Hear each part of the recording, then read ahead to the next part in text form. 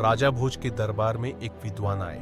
वे अनेक भाषाएं धारा प्रवाह रूप से बोलते थे। भोज यह जानना चाहते थे कि उनकी मातृभाषा क्या है, पर संकोचवश पूछ न सके।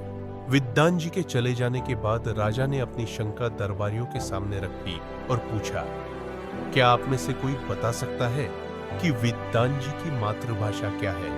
विदूषक ने कहा, आज तो नहीं, कल मैं पता लगा दूंगा कि उनकी अपनी भाषा क्या है। दूसरे दिन नियत समय पर पंडित जी आए और दरबार समाप्त होने पर जब वे जाने लगे तो विदूषक ने उन्हें सीढ़ियों पर धक्का लगा दिया, जिससे वे गिर पड़े। उन्हें थोड़ी चोट लगी। विदूषक की अशिष्टता पर उन्हें बहुत क्रोध आया और वे धड़ाधड़ गालियां देने लगे। जिस भाषा में वे गालियां दे रहे थे उसे ही उनकी मातृभाषा मान लिया गया। प्रकट में विदूषक पर राजा ने भी क्रोध दिखाया, पर मन ही मन सभी ने उसकी सूझ की प्रशंसा की। विद्वान जी के जाने के बाद विदूषक बोला, तोता तभी तक राम राम कहता है जब तक कोई मुसीबत उस पर नहीं आती, पर जब बिल्ली सामने आती है तो वह बस टेंटे ही बोलता है। इसी प्रकार क्रोध में मनुष्य असली भाषा बोलने लगता है। राजपुरोहित ने कहा, विपत्ति आने पर मनुष्य के असली व्यक्तित्व का पता चलता है।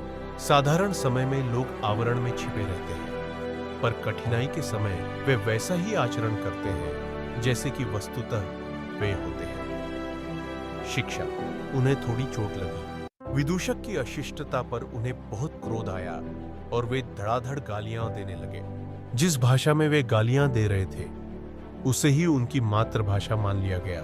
प्रकट में विदूषक पर राजा ने भी क्रोध दिखाया, पर मन ही मन सभी ने उसकी सूझ की प्रशंसा की। विद्वान जी के जाने के बाद विदूषक बोला, तोता तभी तक राम राम कहता है जब तक कोई मुसीबत उस पर नहीं आती, पर जब बिल्ली सामने आती है तो वह बस टेंटे ही बोलता है। इसी प्रकार क्रोध में मनुष्य असली भाषा बोलने लगता है।